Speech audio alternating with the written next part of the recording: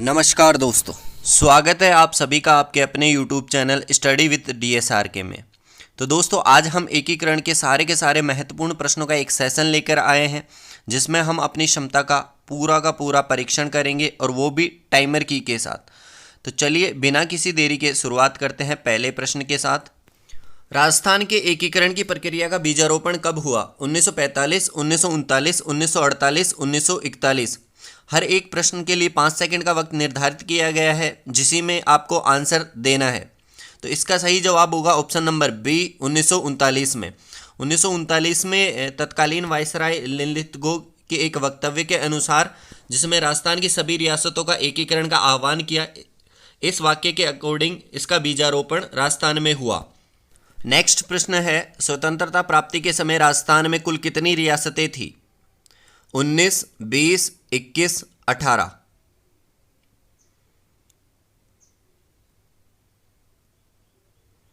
तो इसका सही जवाब है ऑप्शन नंबर ए, 19 रियासतें। इसके अलावा 3 ठिकाने थे तथा एक अजमेर मेरवाड़ा केंद्र शासित प्रदेश था। जबकि भारत में आपको ध्यान रखना है 565 रियासतें थी और जिनमें से 562 रियासतों का विलय स्वतंत्रता प्राप्ति के समय कर दिया गया था। अगला प्रश्न है, वह रियासत ही अपना पृथक अस्तित्व रख सकती है जिसकी आबादी 10 लाख या उससे अधिक हो तथा उसकी वार्षिक आय 1 करोड़ या उससे अधिक हो। उपर्युक्त शर्त को पूरी करने वाली राजस्थान की कौन सी रियासतें थी?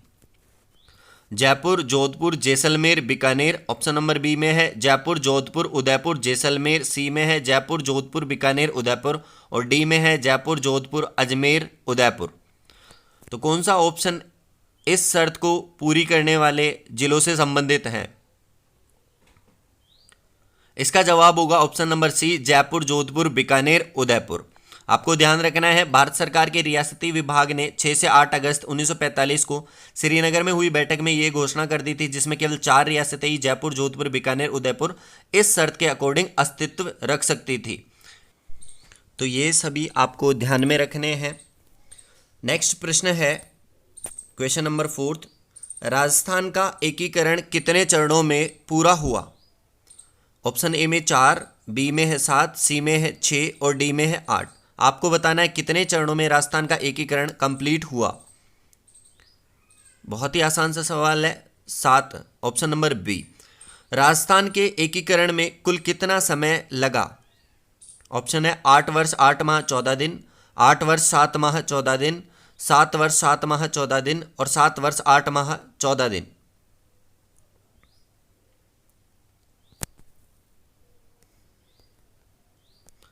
तो इसका सही जवाब होगा ऑप्शन नंबर बी, 8 वर्ष 7 माह 14 दिन में एकीकरण कंप्लीट हुआ।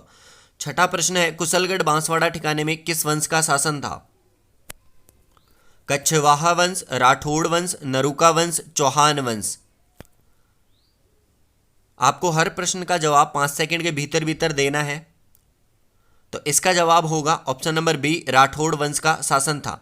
इसके अलावा नीमराना अलवर ठिकाने में कच्छवाहा वंश का शासन था और लावा टोंक में नरूका वंश का शासन था। आपको यह भी ध्यान में रखना है, जो तीनों के तीनों ठिकानों को पूरा करता है। 7वां प्रश्न है, राजस्थान की रियासतों में सबसे पुरानी व सबसे नवीन रियासत कौन सी है? मारवाड़, मेवाड़, मारवाड़ झालावाड़, मेवाड़ झालावाड़ और झालावाड़ मेवाड़। सबसे पुरानी व सबसे नवीन रियासत बतानी है। तो इसका सही जवाब होगा ऑप्शन नंबर सी, सबसे पुरानी मेवाड़ रियासत और नवीन झालावाड़। झालावाड़ रियासत के बारे में आपको ध्यान रखना है, 1838 में इसका निर्माण हुआ ब्रिटिश गवर्नर लॉर्ड ऑकलैंड के द्वारा। उस समय यहाँ का शासक झाला मदन सिंह जी थे और क्षेत्रफल की दृष्टि से सबसे बड़ी मारवाड़ है, जनसंख्या की दृष्टि से सबसे बड़ी जयपुर और क्षेत्रफल व जनसंख्या की दृष्टि से सबसे छोटी रियासत शाहपुरा रियासत है। आपको ये चीज़ें भी ध्यान में रखनी है। अगला प्रश्न है, राजस्थान में एकमात्र मुस्लिम रियासत कौन सी थी? टोंक, धौलपुर, भरतपुर, अजमेर। तो ये बहुत ही आसान सा सवाल है। इसका सही आंसर होगा ऑप्शन नंबर ए, टोंक रियासत एकमात्र मुस्लिम रियासत थी। इसके अलावा टोंक का नवाब अजीज उद दौला था, ये भी ध्यान रखना है। जबकि धौलपुर, भरतपुर जाटों की रियासतें थी और बाकी सारी राजपूतों के अधीन थी। मैं अपने डेथ वारंट पर हस्ताक्षर कर रहा हूँ, ऐसा किसने कहा? लक्ष्मण सिंह, सुमेर सिंह, तेज सिंह, चंद्रवीर सिंह।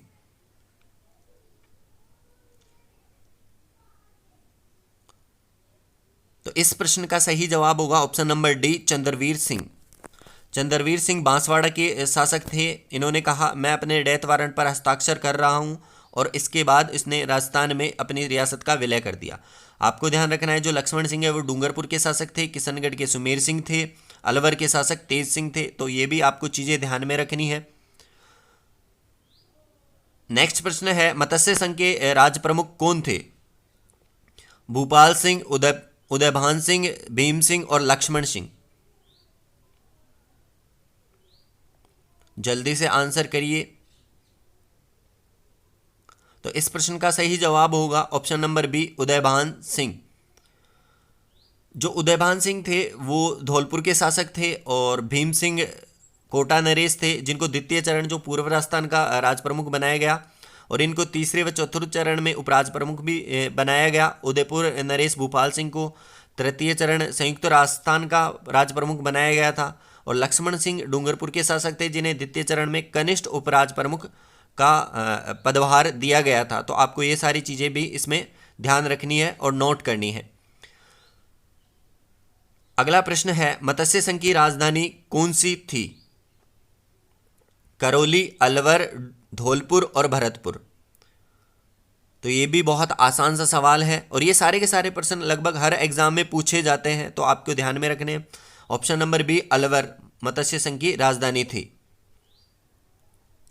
नेक्स्ट प्रश्न है मत्स्य संघ की वार्षिक आय कितनी थी? 184 लाख, 185 लाख, 186 लाख, 187 लाख। टाइमर की।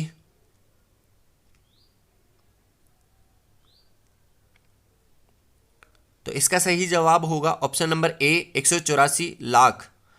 इसके अलावा आपको ध्यान रखना है इसका उद्घाटन 18 मार्च 1948 को एनवी गॉडगिल के द्वारा लोहागढ़ दुर्ग भरतपुर में किया गया था। मत्स्य संघ का क्षेत्रफल लगभग 12,000 वर्ग किलोमीटर है, जनसंख्या 18.38 लाख, और वार्षिक आय 184 लाख रुपए थी। आपको ये भी ध्यान में रखना है। एनवी गॉडगिल ने द्वितीय चरण का भी उद्घाटन किया था। नेक्स्ट प्रश्न है निम्न में से कौन सी रियासत पूर्व राजस्थान का हिस्सा नहीं थी? ऑप्शन ए, बूंदी, कोटा, शाहपुरा और बारां।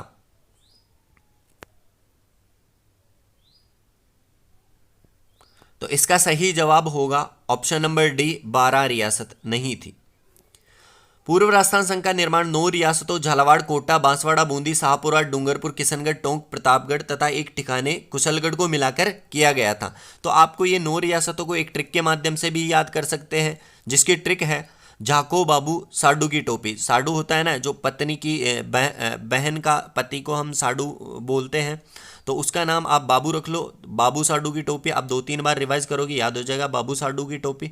उसके आगे आप लगा लो झाको। झाको यानी देखो, झाको बाबू साडू की टोपी। जहाँ से झालावाड़ हो गया, कोटा हो गया, बांसवाड़ा हो गया, बूंदी हो गया, शाहपुरा हो गया, डूंगरपुर हो गया, किशनगढ़, टोंक, प्रतापगढ़ और एक ठिकाना था कुशलगढ़ ठिकाना, जिसको आपको याद रखना है और ध्यान में रखना है। तो ये बहुत ही आसान सी ट्रिक है, झाको बाबू साडू की टोपी। नेक्स्ट प्रश्न है निम्न में से कौन सा सही सुमेलित नहीं है? एक तरफ चरण है, दूसरी तरफ प्रधानमंत्री है। मत्स्य संघ के शोभाराम कुमावत, पूर्व राजस्थान के गोकुल लाल असावा, संयुक्त राजस्थान के माणिक्य लाल वर्मा, वृहद राजस्थान के मानसिंह द्वितीय। तो कौन सा सही सुमेलित नहीं है?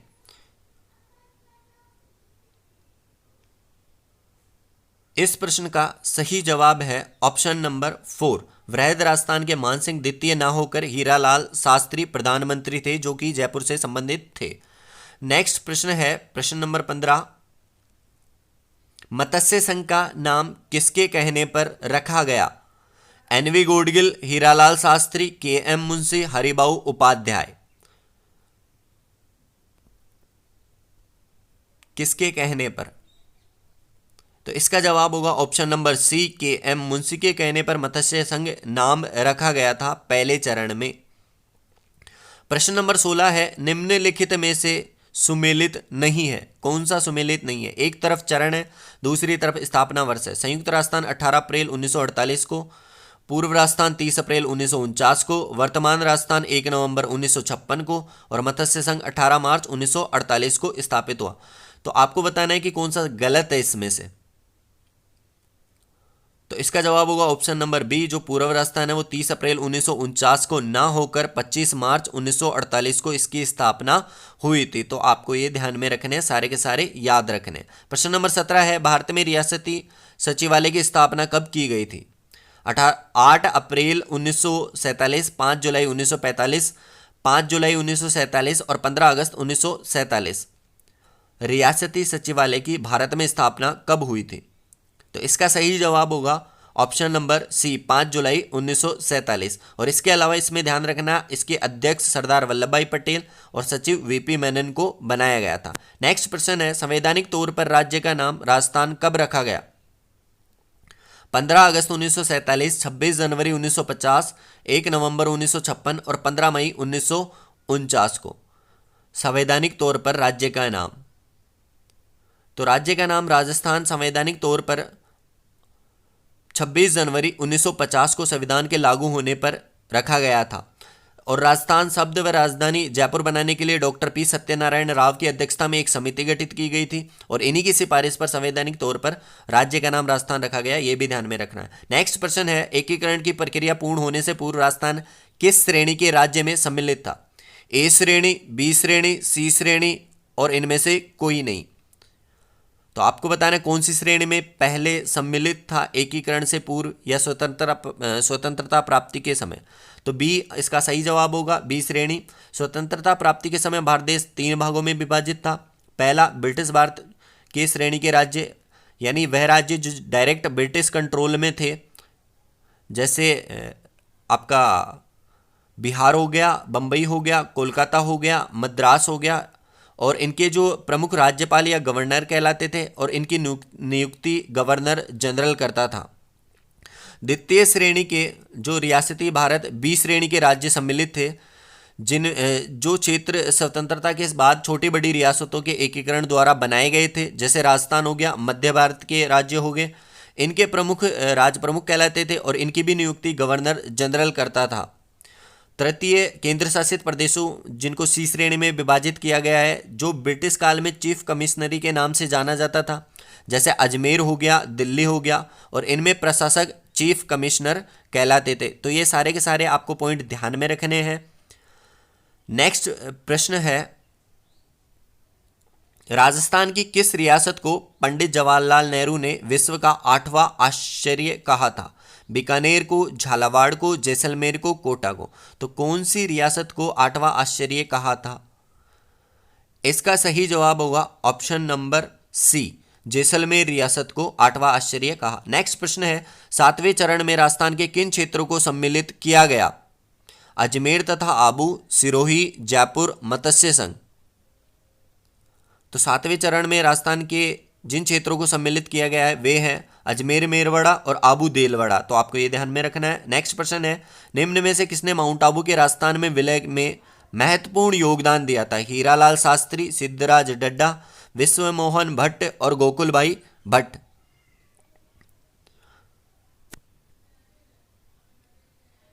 तो इस प्रश्न का सही जवाब है ऑप्शन नंबर डी, गोकुल भाई भट्ट ने महत्वपूर्ण योगदान दिया था माउंट आबू के विलय में।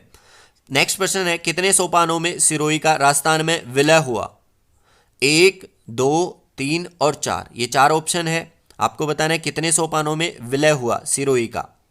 तो इसका सही जवाब है ऑप्शन नंबर बी, 2 सोपानों में सिरोही का विलय हुआ। नेक्स्ट प्रश्न है, राजस्थान के एकीकरण का श्रेय किसको जाता है? लॉर्ड माउंटबेटन, पंडित जवाहरलाल नेहरू, सरदार वल्लभ भाई पटेल और हीरालाल शास्त्री।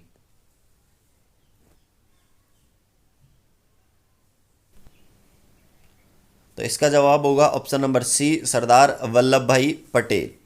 किस वर्ष केंद्र शासित प्रदेश अजमेर मेरवाड़ा राजस्थान में मिलाया गया? 1949 में, 1950 में, 1948 में, 1956 में।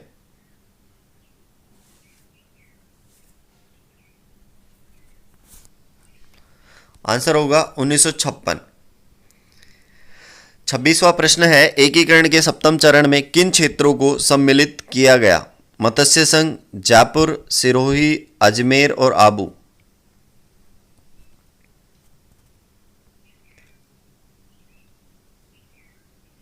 तो इसका आंसर है अजमेर तथा माउंट आबू और देलवाड़ा। प्रश्न 27 है, सिरोही का राजस्थान में विलय कब हुआ? 30 मार्च 1949, 29 नवंबर 1949, 26 जनवरी 1950 और 1 नवंबर 1956।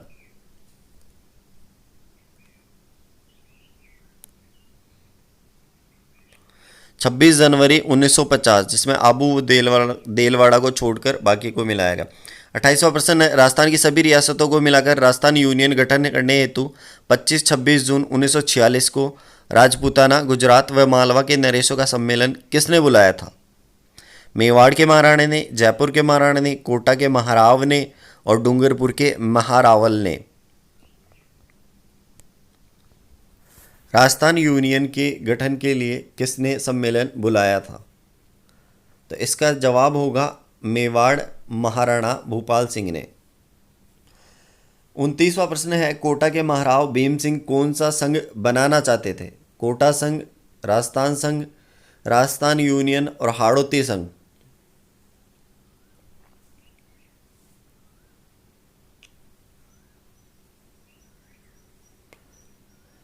हाड़ौती संघ बनाना चाहते थे भीम सिंह जी।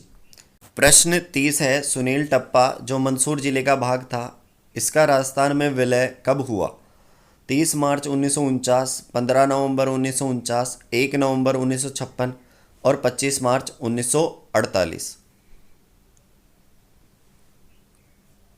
तो इसका सही जवाब है ऑप्शन नंबर सी, 1 नवंबर 1956 को राजस्थान में मंदसौर जिले का भाग सुनील टप्पा मिलाया गया।